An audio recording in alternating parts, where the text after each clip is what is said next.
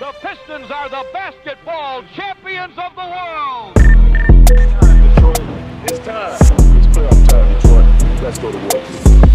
Shout out Detroit. I got to buff up, you know what I'm saying?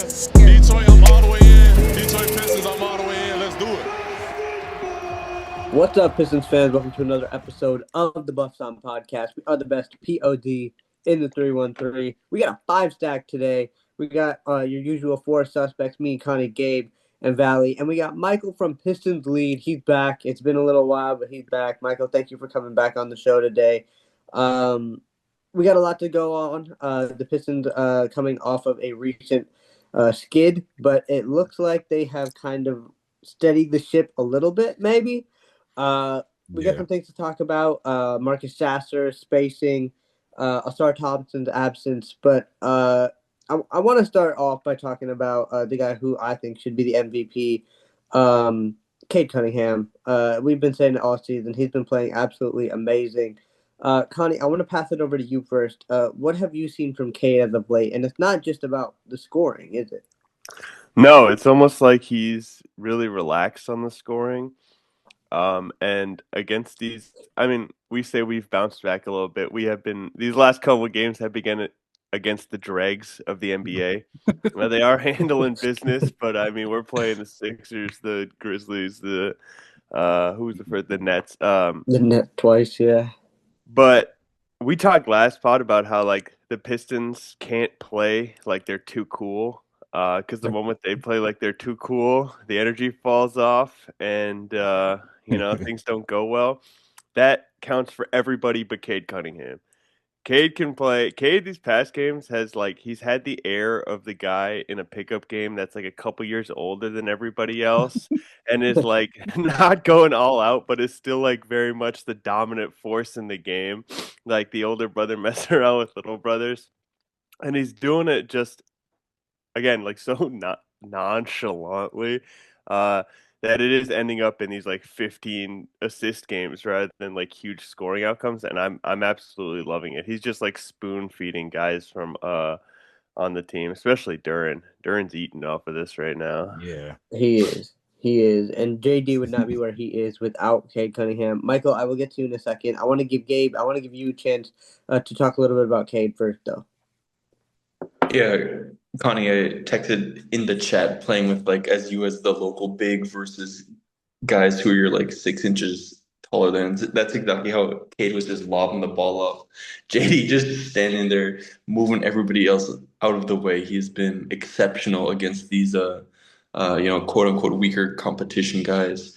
Cade with spacing around him, it's no surprise. We saw it last year. He's just a different guy when teams have to care. They can't just triple team him in the paint and you just take away the pick and roll and take away everything else.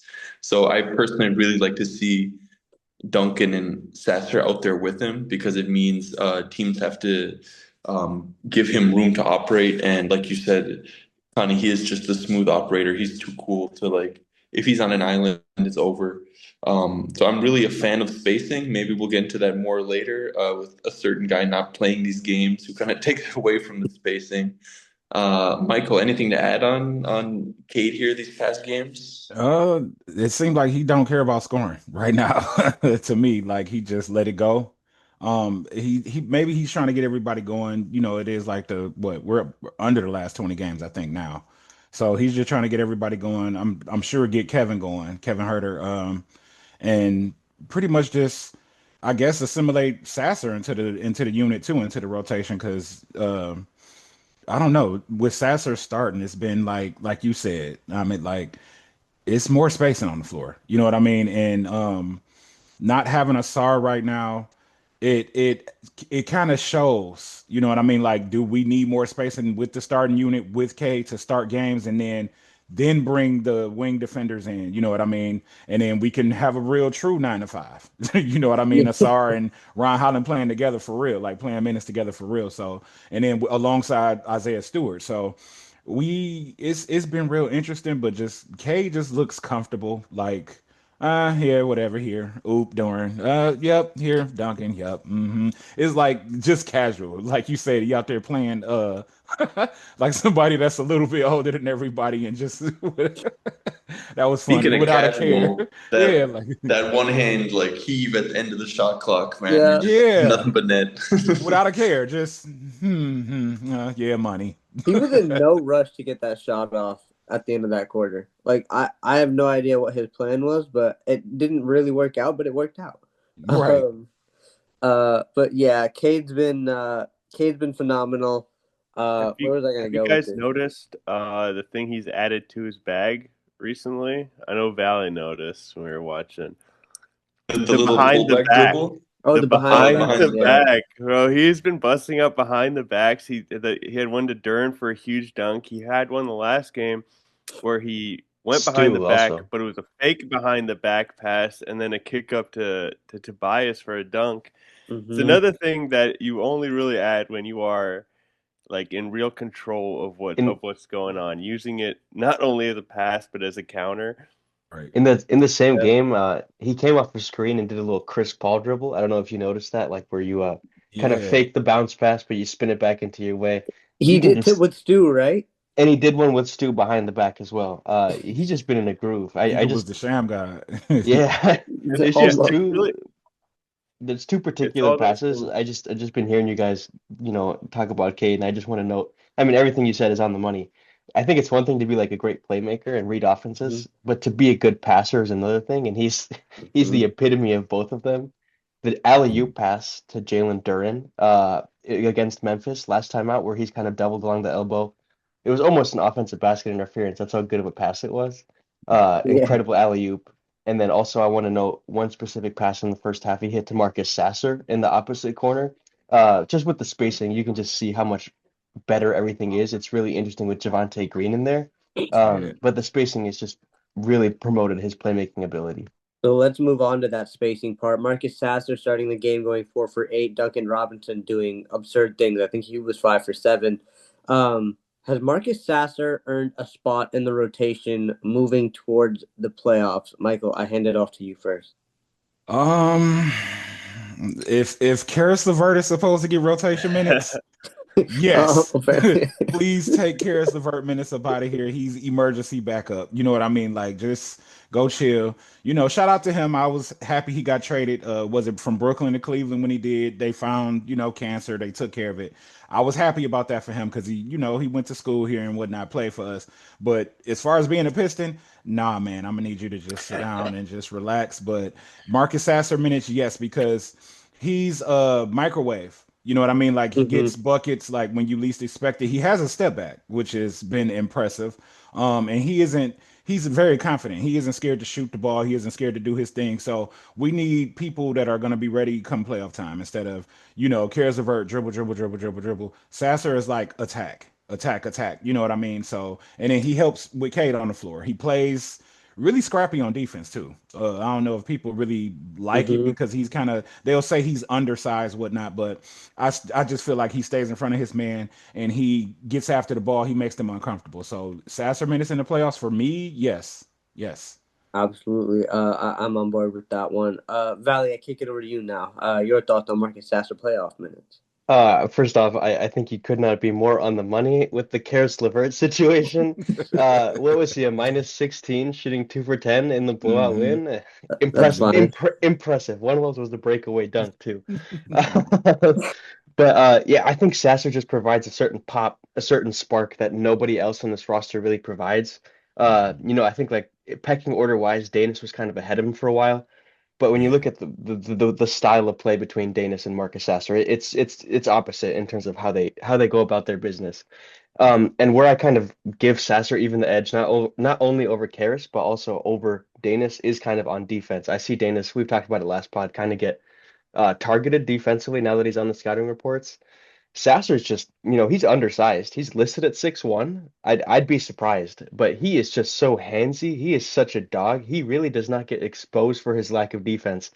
Every time he gets consistent run, I'm more impressed with his like I mean, he's a piston, he's a dog, but like his level of doggedness impresses me every single time. But the ability to just get hot, and shoot the ball. One thing we've been calling for him the entire time he's been a Piston is to shoot more on the catch and shoot. We know he's good off that step back, rocking him to sleep. And I think playing next to Cade, he's been excellent in catch and shoot 3-pointers. I wish I had a percentage on that. I'll look into that in just a second. But his catch and shoot 3-pointer, not only is it rapidly quick, I think it's just you can get it off quickly, high volume, and like you said, he's a microwave. So I think for a reason like that's just a certain amount of guaranteed minutes in the playoff series for me. And the fact that he doesn't give it all back on defense, I think for me is a pretty big reason. On top of that, he's a relatively low turnover guy, so he's like low risk, but the reward is pretty high on Marcus Sasser. I've been clamoring for this for I don't know how long. I You think know who else almost has and has been conned by Cotty for it for years? Me. We want Marcus Sasser to be a shooter. I don't want him to be a playmaker. Just let the man do his thing. Let him be a scorer. Connie, Gabe, do you guys have any other thoughts on why Sasser should not be in a playoff rotation, or are we all in the same boat that he should earn some playoff minutes? I mean, I could always argue against something. Okay, go but ahead. before I do that, on catch and shoot 3-pointers, Marcus Sasser shoots 47.4%. That's okay. On 1.5 a game. I mean, it's low minutes, but it yeah, like you said, Val, it's a noticeable improvement. He's getting those corners very nicely that I've been enjoying. I mean, the only thing I'd really worry about is like he's been nice these past couple games, and we're saying like, yeah, the spacing is making things look a lot better. Things are flowing so much more smoothly against these teams when we have spacing. But like the spacing also came in wins against again Brooklyn, Philadelphia, and Memphis. Like could probably rock Asar Thompson in the corner, and their defense wouldn't look a whole lot better. I think there's something to him. Like obviously, shooting is good, especially when you have a rim rolling center and a mid range to paint to occasional 3-point operator point guard like Cade Cunningham. The more space you can provide, the better. I want to see it against better comp for Sasser. Before I say I really want to see him in the playoffs. Plus, like again, like the guys that he's replacing, right? We're talking about Asar Thompson in the starting lineup, like. You're not talking about taking out Duncan Robinson or Tobias Harris for Sasser. And there is always just that old thought of like, where's the most value come from for like an elite defensive player? And that's typically guarding the elite offensive players, right? Do you take something away from Asar Thompson being the best wing defender in the NBA, which he is, playing him against backup units? Like I don't know. Is there just like a little value loss from that? Agreed. Whereas like Sasser could come in, but like it doesn't have to be a starter. Like we said, we are all in agreement. Everybody that watches or is part of the Pistons is in agreement, except for JB Bickerstaff, that Karis LeVert minutes should go to Marcus Sasser. So it could be off the bench, it could be built in, but I do think he's earned some rotation minutes for sure. Like beyond what for the past since he's got drafted, my opinion was like he's the third string point guard. Bring him in at spurts. I think he can do a little bit more than that now. And I think over the past little while, he has overtaken Dennis Jenkins to deserve those minutes as well. Dennis Jenkins, sorry. Yeah. He's been a little shaky, we'll say, since signing his contract. Gabe, your thoughts on Marcus Sasser or even maybe a Kevin Huerter push right here to end this quick little segment? Yeah, really nothing too much more to add on Marcus. I really like the small ball lineups where we kind of go spacey and shooting. It's just a fun little different angle than the constant like slow and pound the paint type of style. Right. Kevin Huerter as well started to hit a few shots. I'm not a big believer in Kevin Back Iron Huerter, but he does provide some size. He had a few nice little like inside cut to Stu. Rotation wise, I would still be happy if Sasser plays over him. I really would be. Dennis, like you mentioned, Michael with Karras kind of pounds the air to the rock a little bit at times when stuff doesn't get going. Sasser never does that. A lineup I'd be really intrigued to see is like a bench lineup of Sasser, Duncan, Green, Stu, and Chaz, and just like launching threes, going up and down, just shooting. Kevin Huerter, like again, I don't need this guy in the rotation. I really don't. But if JB better. insists on playing a guy, I'd rather have him over Karras as well. I think it is time to shut down shut down Karras. Yeah. It might be. It might be. Okay, so I guess this kind of leads into if the what do you mean if the Pistons? So you can say it when the Pistons are in the playoffs. Um, what is the biggest concern that we're gonna see? Is it spacing? Is spacing going to be the biggest thing we face, or is there something else that anybody thinks that people aren't really thinking about? I've said before, the energy that teams play with during the regular season is not what teams play with in the off season. And I think as a group of young guys, they're already like, I don't want to say 100, but they're like at 98% already of like going at teams. I Mm-hmm. think when other teams really step that up, it could, we're already pretty low on there with like turnovers, unforced errors.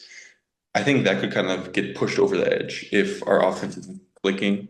I think it's matchup dependent. Like I'm more scared against Cleveland, for instance, if they turn on rather than New York. Yep. Aside from spacing and teams triple teaming Cade, that's really the only concern I have. Yeah. The energy, even in these wins, it's not what it was at the beginning of the season. It's not going to be. Legs get tired, people get fatigued a little bit, but we're going to have to dig a little bit deeper if we're going to make any sort of type of run this postseason. Anything else that you guys can think of that is going to kind of bite the Pistons in the butt if they don't pick it up? The obvious. Mm-hmm. We have to make threes. Yep. Like, I Yep. mean, we've been getting along just playing great defense and only making what 7 or 8 threes a game or something like that. We have Four in to some cases. yeah, and exactly. You know what I mean? So it's like we have to make or if we're going to shoot a minimum amount of threes, we have to make them at a high clip. Like they have to be backbreaking. They have to be timely shots cuz the playoffs is really all about timely buckets, you know what I mean? And Mm-hmm. if you're not feeling comfortable about a three, just step in if you can and then just blaze a little, a long two. Like Mm-hmm. or just create another action and we really have to figure that out and that's what I do like not to bring Sasser back into it but with K being on the floor with Sasser it spaces the floor enough for him to do his thing with more Mm-hmm. freedom or you got to pay for it. It gives Duran more room to do his thing or you have to pay for it because these guys can pass out of that, you know what I mean? Mm-hmm. So I just think that our 3-point shooting is going to be important in the playoffs. Like it doesn't have to be high volume like a Boston versus Utah game where they shot like 84 threes or something. I'm never gonna let that go. They shot like the most threes ever between both teams combined in the game. But we need to make timely buckets. We do, and JD's reads out of the short roll are going to be absolutely vital in the postseason because I think if I had any money to bet, I would bet that Cade is going to get double teamed at least once this playoff. So, Connie, Valley, you guys have anything else besides the spacing or the energy that you want to touch on for postseason concerns? Yeah. You said it with the JD short roll playmaking, but playmaking in general. Mm-hmm. I mean, or really dribbling the ball up the court by guys not named Cade. Mm. It, Karis LeVert? Again, Oh Marcus God. Sasser. it might have to be. No Duran. Please don't bring No, Return. Duran I don't in. want to. I don't want to see the Durham pushes and drives. But that's something I'm like real worried about. I mean, we know there's going to be an insane amount of pressure that's put on Cade. Against the Dame, they're going to put doubles on him. They're going to probably pick him up full court, just make it hard for him at all times. And when he's on the court, is there going to be someone else that can take a little bit of that load, bring the ball up, maybe do an action? And when he's off the court, what the hell are the Pistons going to do in terms of driving some sort of offense? I huge mean, concern. um, they don't shoot, and the one playmaker guy is the guy we all don't want to see play in Karis LeVert. I think Marcus Sasser has found his role, and that role is shooter. I don't love the playmaking chops, the run the offense chops of Marcus Sasser. I don't love it of Dennis Jenkins. I think JD role play can be good, but also falls apart if there's not a guy that's doing the handling in the pick and roll. I think we're going to see an awful lot of Tobias Harris post-ups in those types of situations, which I personally love. I know it's a minority opinion, but I get so amped with when Uncle T gets in the post and starts smashing the guy with his arm and his leg Right. and I banging don't in hate there. it. I do like that. And I mean, I think a lot of it might fall on Asar Thompson. But again, like Asar Thompson is a nice connective passer, has definitely upped his handle, upped his playmaking ability. But like, what happens when he's the primary playmaker, Cade's not on the court, and the teams throw a double team at Asar Thompson? Like, is he going to be able to make the pass? Is he going to be able to split it? Is he going to be able to do something with it other than lose the ball? Like, I'm really worried about things like really slowing down for us. If the shooting's not going down and they're putting insane pressure on Cade and forcing someone else to make a play, that is something I'm concerned about a little bit. 100% agree. Valley, do you have anything to add to that, or should we kind of use this to transition to a bigger point? I kind of want to just play devil's advocate a little bit, because Yeah. I just think that Danis has proved enough. Like, even though he's in this kind of continued lull right now, I think we're gonna have a playoff game that's like, quote unquote, the Danis Jenkins game, because he's done it. He has done it a countless number of times, and like, I'm just not ruling it out, especially, knowing the mentality that he has. I'm not ruling out a Danis game. In terms of our defense and Cade getting double the extra attention, we know that in big games and the one playoff series we've seen, Cade takes it up to another level, that he has reserved that he doesn't really go to every single game in a regular season. But he has that level. And I think one thing we've learned between him and his relationship with JB Bickerstaff is, like, Cade realizes the potential and the importance of his own ability in terms of the success to the franchise. And I don't think he's going to take that lightly. My concern is obviously, like you guys have touched on, who's our Schroeder this year? Who's our Dennis Schroeder? Um, that's not a designated guy, but I think it's kind of going to be by committee. But the fact that there isn't a second guy is a concern. But one thing I want to highlight for me is health, because health is what stopped us from beating the New York Knicks. I'll die on that hill. We beat the Knicks with Isaiah Stewart. Stu is down with a calf strain now. I'm not sure how long that's going to be, but the fact that he's instantly listed as out is a little bit concerning to me.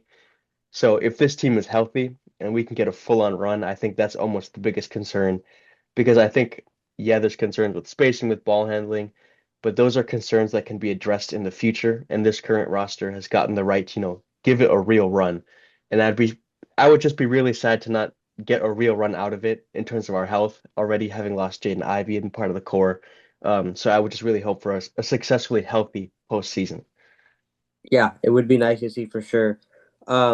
We kind of touched on it, and Connie mentioned it too. When Cade Cunningham is not on the floor, this team looks not like the number one team in the East.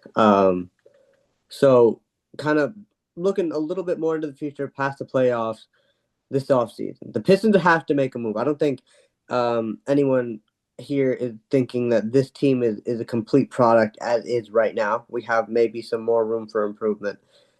The Pistons probably are going to make a move this offseason.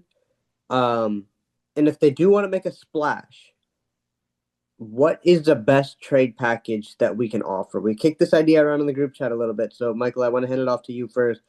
You're Trajan Langdon. You got to make a deal. What is your current trade package right now?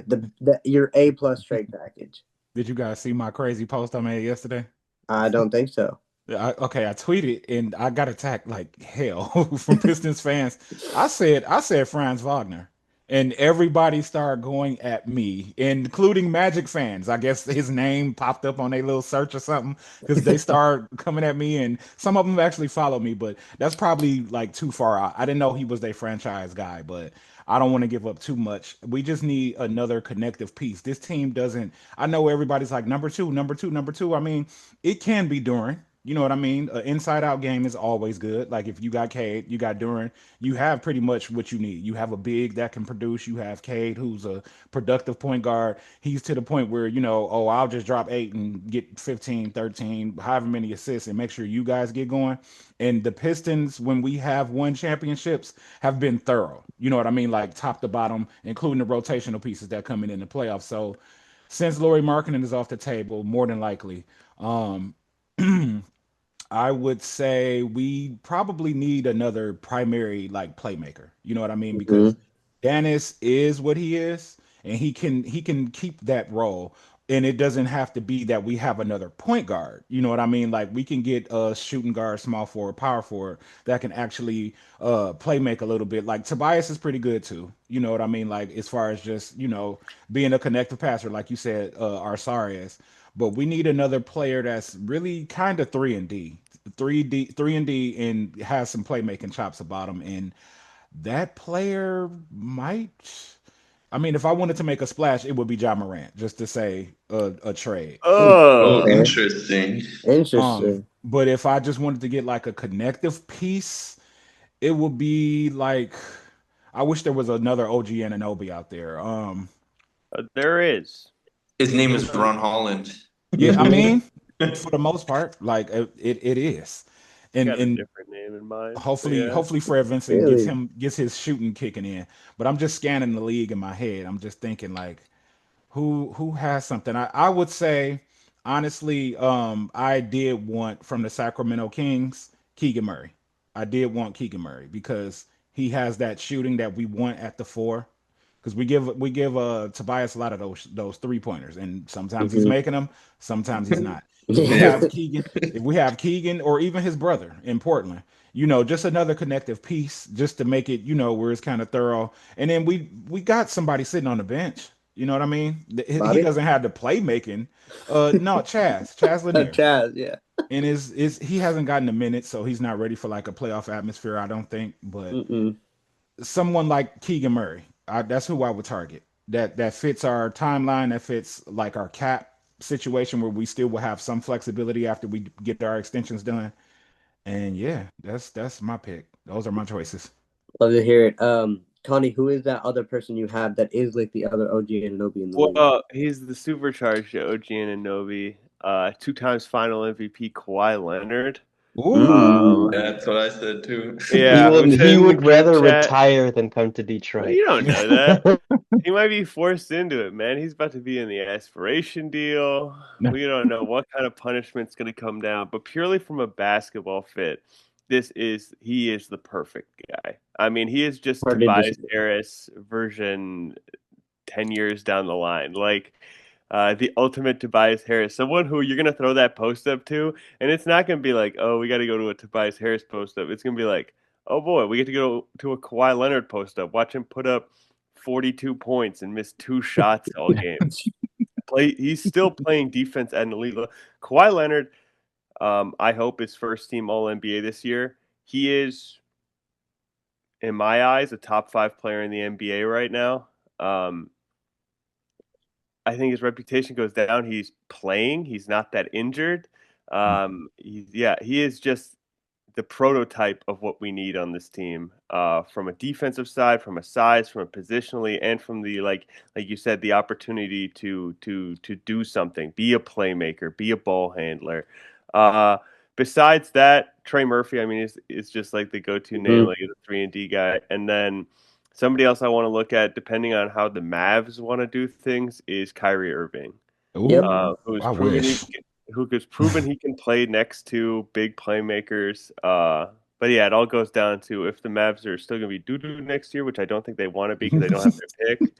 But if we can if it's Kyrie at that 2 spot instead of Marcus Sasser, Ooh. that could be something nasty.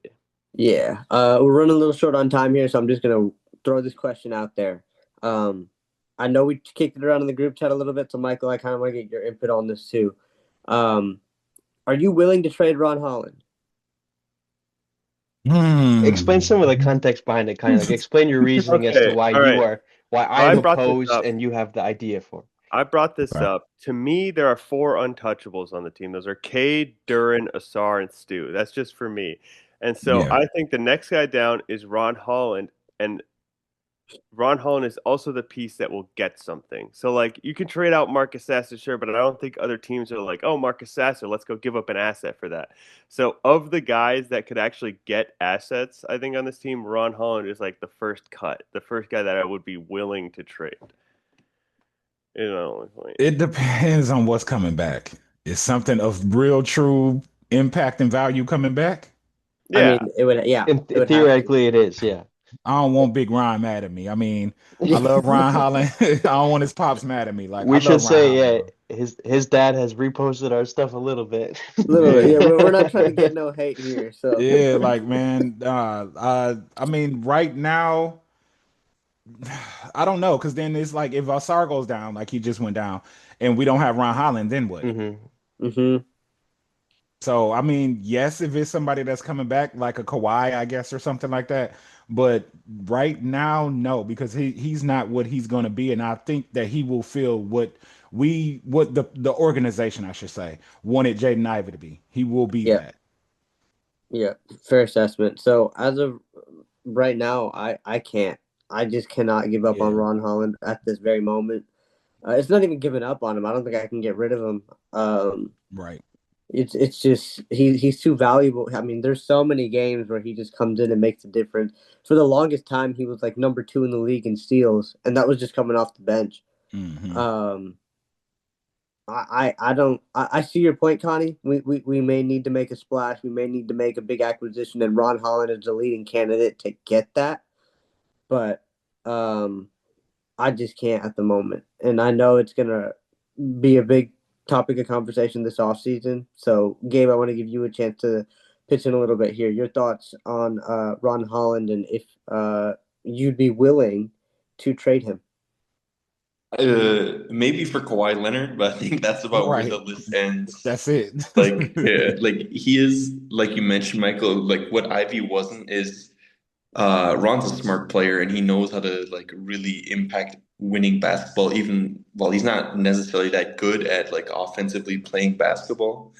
And that's where, for me, the ceiling is just sky high. He shoots over 80% at the line. If this guy can shoot a three, catch and shoot in the corner, he becomes immediately untouchable for me. Like a 6'8" wing who is just so fluid. The way he can like contort his body on those layups was such a soft touch off the glass.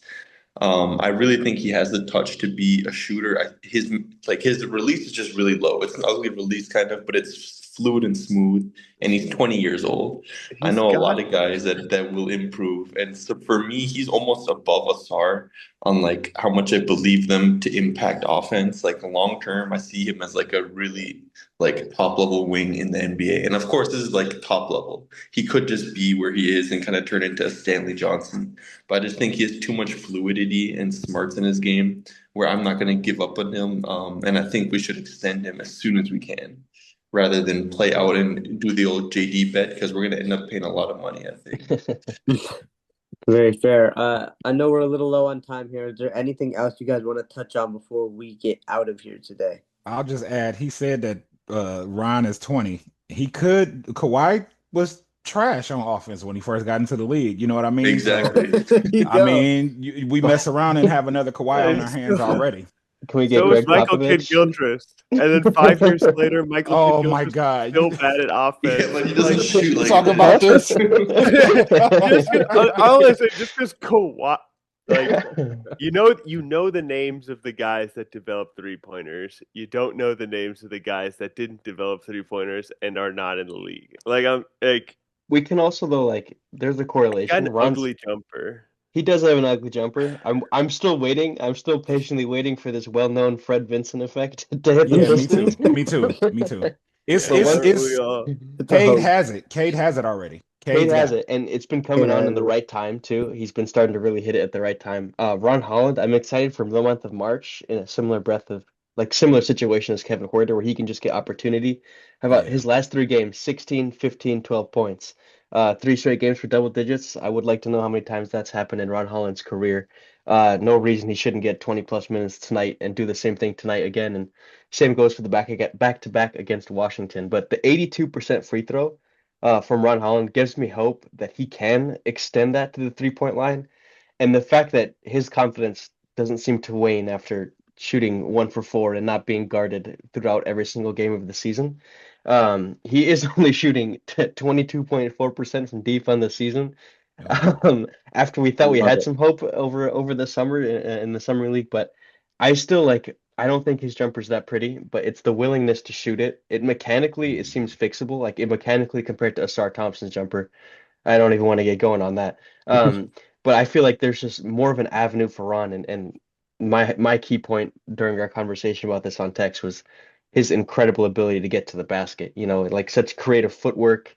I feel like it's like a modern day footwork that old heads would say it's a travel every time. That Ron Holland just somehow gets to the hoop, really good on that gather step. So long, he's untouchable for me. I understand the premise of a trade to get more pieces, but like yeah, if it's a Kawhi Leonard, I would do it. But I don't want Ron Holland off this roster. I think he has extreme potential, and I think we would really, really regret moving off of him. Very possible. Let us know what you guys think, Dan. Asar is like Sean Livingston right now in that That's short, doing kind. that short to mid. Seriously. Let us know what you guys think down in the comments below. Should Ron Holland be dealt this offseason if it is for a Kawhi Leonard maybe? Thank you again, Michael, so much for joining this episode. We really enjoyed having you on the last time, and once again, thank you for having me. Yeah, Pistons Lead. Give him a follow on Twitter. Anything else before we get out of here today, guys? All right. Well, thank you guys so much for listening to this episode. And the playoffs are around the corner, so stay locked in, Pistons fan, because the future is bright.